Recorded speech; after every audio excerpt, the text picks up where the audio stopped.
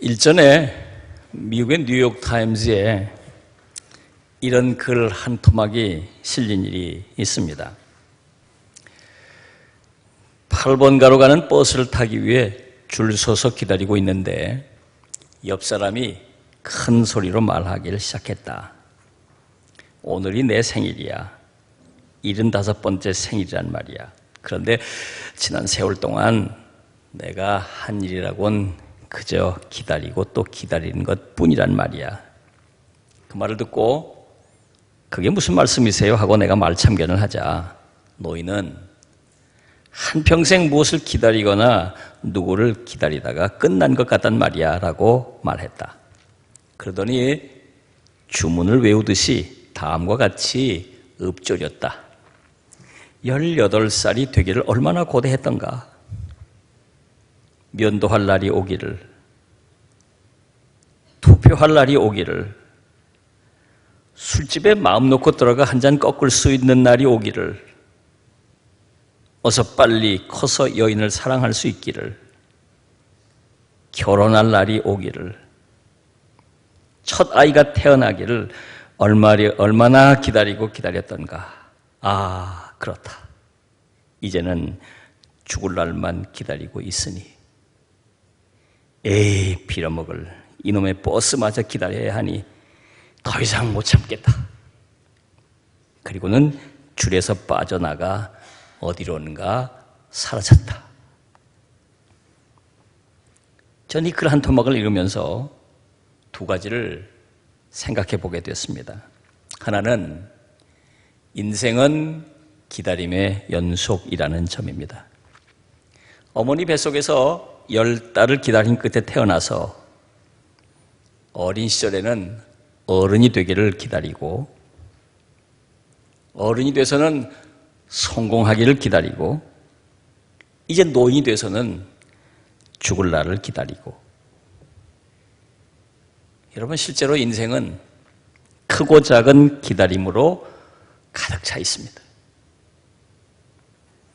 또 하나 제가 생각하게 된 것은 인생을 잘 살아내려면 기다리기를 잘 해야 한다는 것입니다. 농부가 추수 때까지 기다리지 못하고 설익은 열매를 따버린다면 농사를 망치게 되고, 낚시꾼이 고기가 미끼를 물기를 기다리지 못하고 낚싯대를 잡아당긴다면 고기를 잡을 수 없는 것과 같습니다. 그래서 인생에는 기다림이 중요해요. 우리 그리스도인의 인생에는 더더욱 기다림이 중요합니다. 우리의 신앙 자체가 기다림이기 때문입니다. 예를 들어 아브라함은 나이 75세에 하나님의 약속의 말씀을 받았습니다. 내가 너로 큰 민족을 이루고 내게 복을 주어 내 이름을 장대하게 하리니 너는 복이 될지라. 아브라함이 이 말씀을 믿고 순종해서 가족들을 데리고 낯선 땅 가나안으로 이주했습니다. 그런데 25년이라는 긴 세월을 기다린 끝에 나이 100세가 돼서야 겨우 아들 하나를 얻게 됩니다. 그리고 큰 민족을 이루기까지는 아브라함이 죽고 또 500년 세월이 지난 뒤 모세 시대에야 이루어지게 됩니다. 아브라함의 자손들은 하나님의 약속을 믿고 긴 기다림 끝에 그 약속이 이루어지는 것을 보게 된 것이죠. 그렇습니다. 신앙이란 주님의 말씀을 아멘으로 믿으면 끝나는 것이 아닙니다. 그 말씀이 이루어질 때까지 믿음으로 기다려야 합니다. 그래서 신앙이 좋다는 것은 믿음으로 기다리기를 잘 한다는 것을 말하는 것입니다. 오늘 우리도 기다리는 일을 잘 해야 하겠습니다. 믿음으로 기도하고 하나님께서 응답하실 때까지 기다리기를 잘 해야 합니다. 말씀에 순종하여 충성하고 하나님께서 열매를 맺게 해 주실 때까지 기다리기를 잘해야 합니다. 주님께서 약속하신 대로 우리 주님께서 재림하실, 다시 오실 때까지 기다리기를 잘해야 합니다. 우리가 하나님께서 부르셔서 저 천국으로 나아가 하나님 앞에 설 때까지 믿음으로 기다리기를 잘해야 합니다. 그러면 우리 그리스도인들이 기다리기를 잘 하려면 어떤 일에 힘써야 할까요? 오늘 본문이 우리에게 아주 소중한 교훈을 전해줍니다. 자, 본문 11절을 보면 이렇게 말씀하고 있습니다. 또한 너희가 이 시기를 알거니와, 사도 바울은 로마 교회 교인들에게 지금이 어떤 때인지 올바로 알라고 말씀하고 있습니다. 여기서 바울이 말씀하고 있는 시기, 그 때란 어떤 때를 말하는 것일까요? 한마디로 말하면 오늘 주님께서 오실 수 있다는 생각을 가지고 살아가야 할 때라는 것입니다. 신학적인 말로 종말론적 신앙을 지켜가야 할 때라는 것입니다. 바울은 왜 이렇게 때를 알라고 강조하고 있는 것일까요? 한마디로 말하면 당시 그리스도인들이 예수님의 재림이 지연되다 보니까 점점 이 종말론적 신앙을 잃어버리고 있기 때문입니다. 사실 예수님께서는 부활 승천하신 뒤에 다시 오시겠다고 약속하셨는데요, 초대교회 성도들은 정말 며칠 뒤에 주님이 바로 재림하실 줄 알았습니다. 예수님께서 부활하신 뒤에 40일 만에 승천하신 것처럼, 주님이 승천하신 뒤에 한 열흘쯤 뒤에 성령이 강림하신 것처럼 주님의 재림도 그렇게 머지않은 날 이루어질 줄로 믿고 그날을 기다렸습니다. 그런데 지금 바울이 로마 교회 교인들에게 편지를 쓸 때는 예수님께서 부활 승천하시고 난 뒤에 한 세대쯤 지난 뒤에요. 그러니까 한 30년쯤 훌쩍 지나간 뒤죠. 30년쯤 지났는데도 주님께서 재림하고 계시지 않기 때문에 저들은 주님의 재림의 지연으로 기다림의 긴박감을 잃어버리고 있었던 것입니다.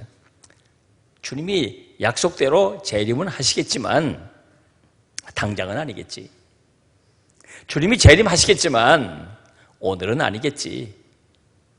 그런 생각을 가지고 기다림이 아주 막연한 상태가 돼버리고 말았다는 것입니다.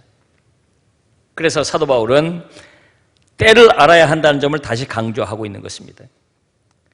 주님께서 오늘이라도 재림하실 수 있다는 점을 강조하고 있는 것입니다. 오늘이 내 인생의 마지막 날이고 오늘 주님이 재림하셔서 이 역사의 종말이 올 수 있다는 점을 잊지 말고 신앙생활하라고, 종말론적 신앙생활하라고 강조하고 있는 것입니다. 저는 목사이기 때문에 참 많은 사람들의 죽음을 지켜보게 됩니다. 그중에 갑작스럽게 하나님의 부르심을 받은 교인들을 여러 천국으로 환송했습니다. 어제까지 만나고 이야기하고 어제도 전화를 했는데 오늘 갑자기 하나님의 부르심을 받았다는 것입니다. 이런 분들 장례를 치를 때 가슴이 먹먹해집니다. 그리고는 내게도 오늘이 이 세상에서 마지막 날이 될 수도 있겠다, 그런 생각을 자주 다시 환기하곤 합니다.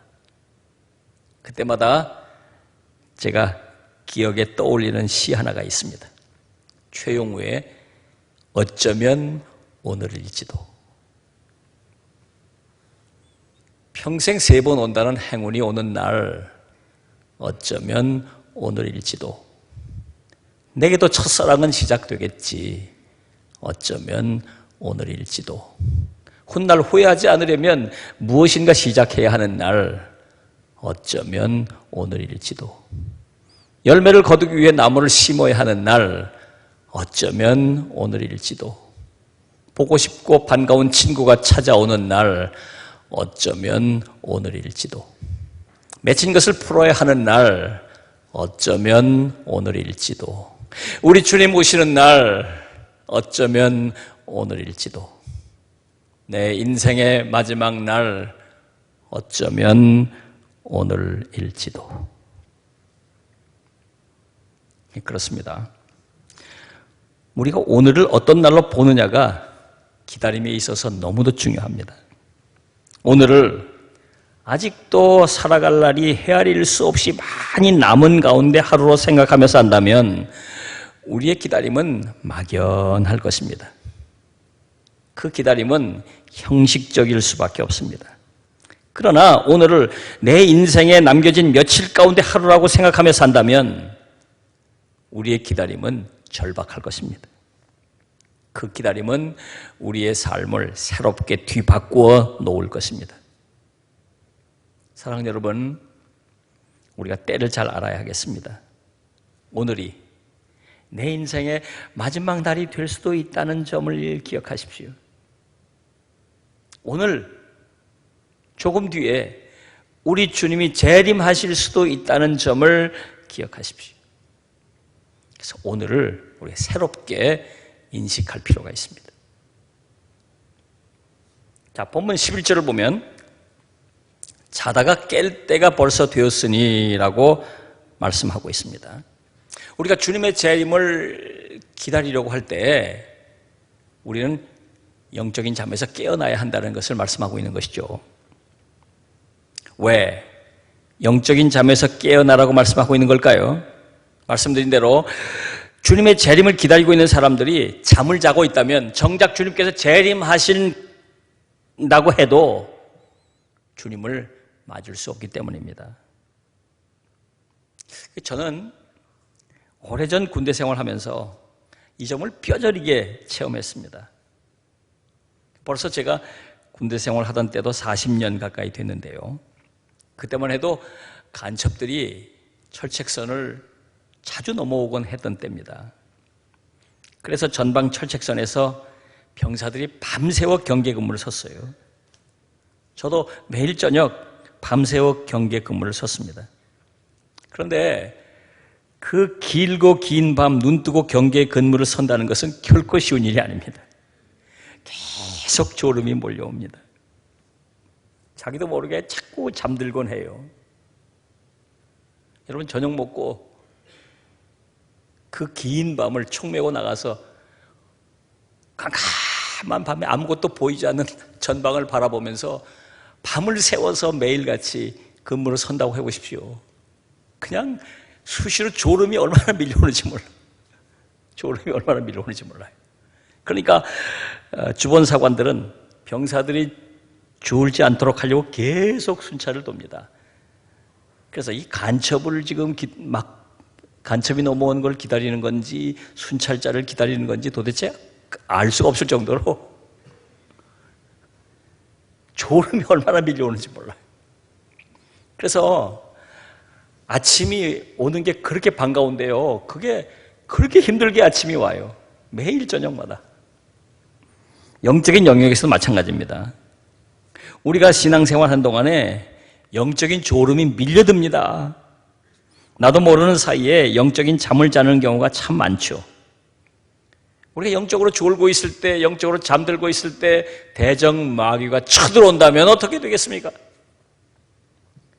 우리가 영적으로 졸고 있는데, 잠자고 있는데 주님이 재림하신다면 큰일이죠. 그래서 영적으로 깨어야 합니다. 구체적으로 영적으로 잠잔다는 건 뭘 말하는 걸까요? 성경에서 두 가지 예를 찾아볼 수가 있어요. 하나는 말씀을 들어야 할 때 졸고 있는 것을 말합니다. 사도행전 20장 7절 이하를 보면 유두고라고 하는 청년 얘기가 나옵니다. 이 청년이 바울이 설교할 때 저 3층 다락 창문에 걸터 앉아서 말씀을 듣다가 졸게 됐어요. 졸다가 저 3층 창문 다락에서 뚝 떨어져서 죽었어요. 얼마나 놀랐겠습니까? 지금 이 얘기 듣고 있는데도 졸고 있는 사람이 있어요.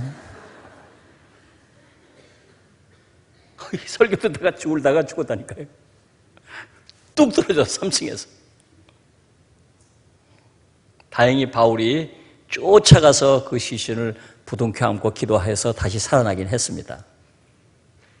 여러분, 저는 그런 능력이 없어요. 그러니까 떨어지면 죽어요.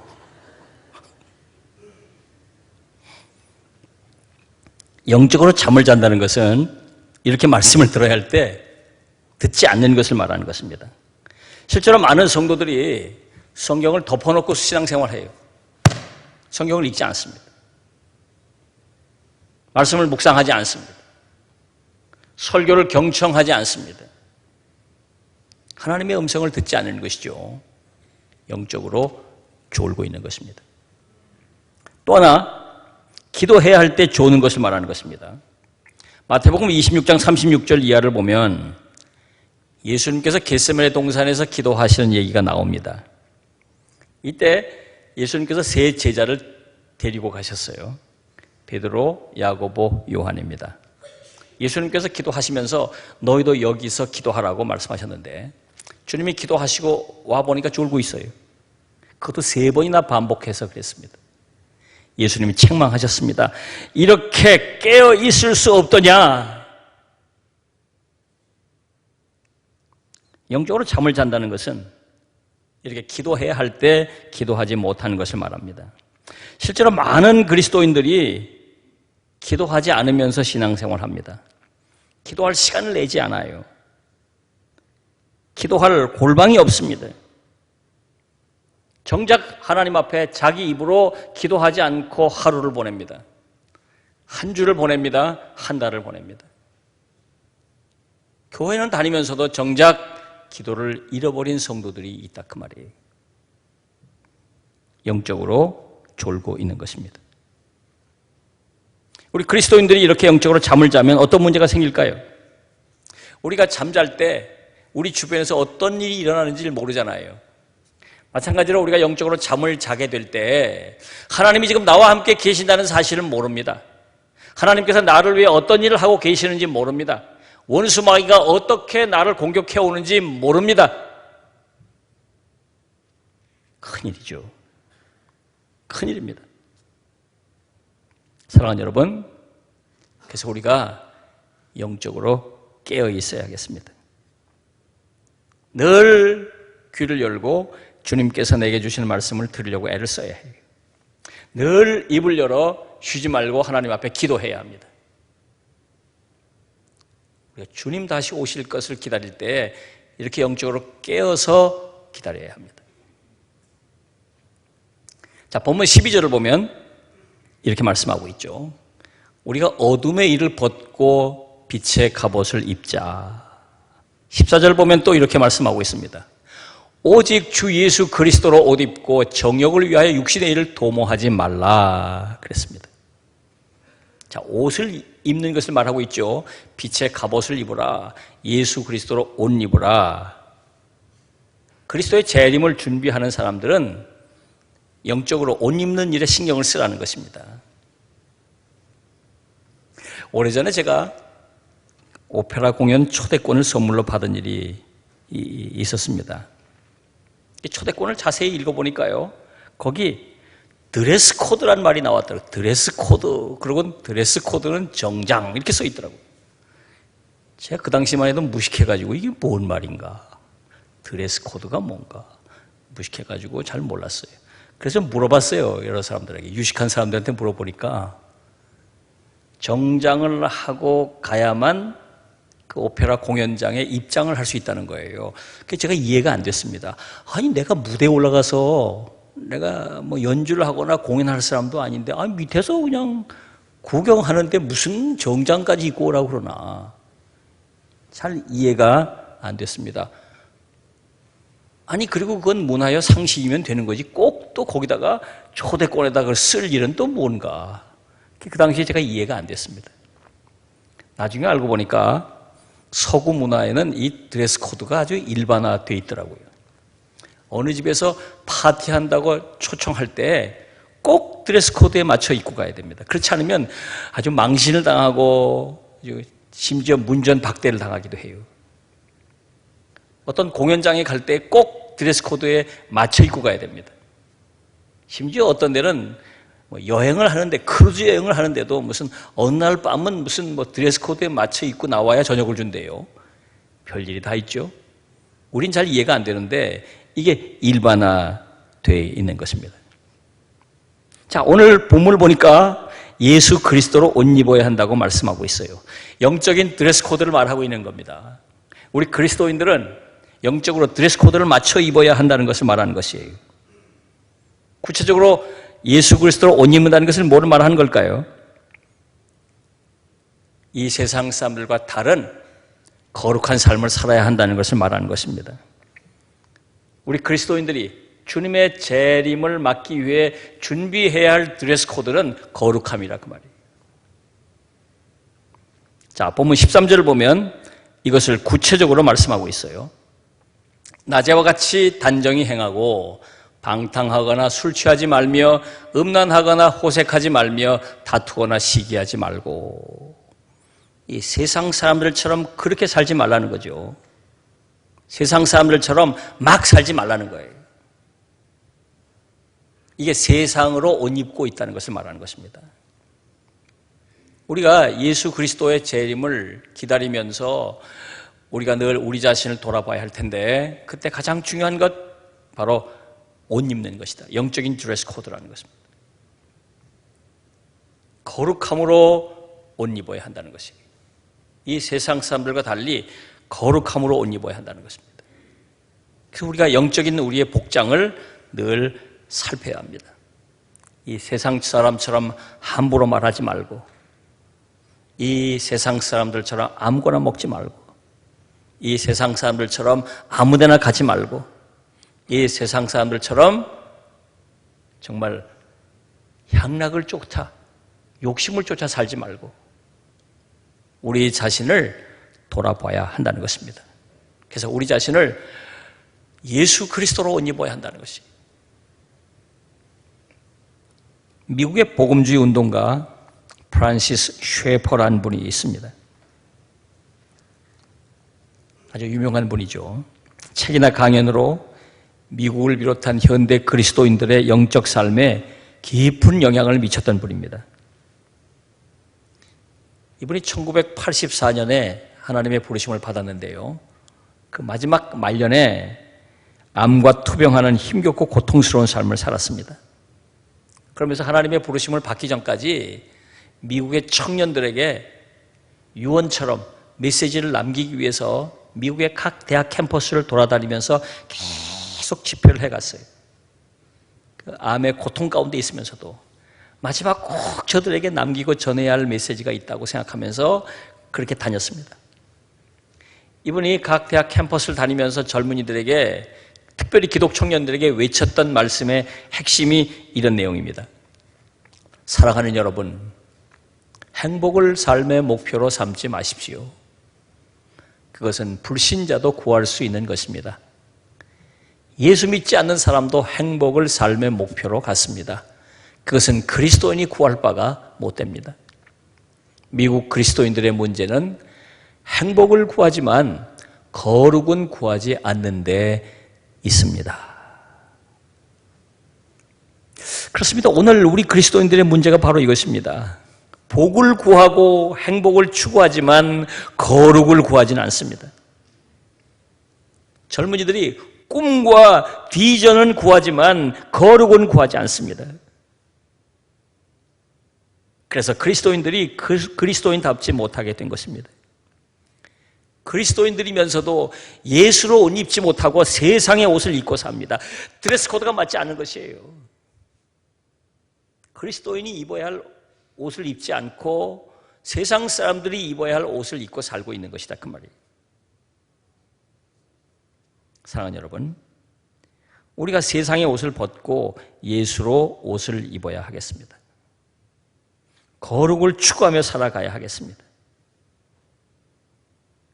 그래야 주님 재림하실 때 주님 배울 수가 있는 것이죠. 주님 다시 오셨는데 우리가 세상 옷을 입고 어떻게 주님 앞에 설 수 있겠습니까? 우리가 예수로 옷 입고 드레스 코드를 맞춰야 주 앞에 서지 않겠어요? 이제 우리가 거룩을 추구하는 삶을 살아야 합니다. 말씀드린 대로 오늘부터 대림절이 시작이 됩니다. 우리 기독교회는 전통적으로 성탄절 전 4주간을 대림절로 지켜왔습니다. 이 대림절은 예수님의 탄생을 맞이하는 기대가 기본 주제입니다. 그리고 예수님의 재림을 고대하는 기다림이 중심 주제입니다. 이 기간 성탄을 준비하면서 그리스도인들은 다시 오실 주님을 고대하며 우리의 기다림을 다시 한번 돌아보게 됩니다. 사랑하는 여러분, 주님께서 다시 오시겠다고 약속하셨습니다. 분명히 그 약속을 주님이 지키실 것입니다. 그것이 오늘일 수 있습니다. 그것이 오늘일 수 있어요. 그것이 내일일 수 있어요. 그래서 우리가 주님 맞을 준비를 잘 해야 합니다. 그러기 위해서는 영적으로 깨어야 합니다. 영적으로 죽으면 안 돼요. 그리고 우리가 예수 그리스도로 옷 입는 삶.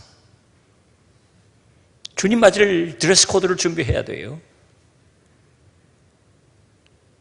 그래서 거룩함을 추구해 가야 합니다. 이 세상 사람들과 다른 삶을 살아야 해요. 이 대림절 기간 우리의 신앙이 주님의 재림을 기다리면서 다시 한번 새로워지게 되기를 주님의 이름으로 부탁합니다. 기도하겠습니다. 주신 말씀을 생각하면서 하나님 앞에 영적으로 우리가 다시 새로워지기를 구하며 기도합니다.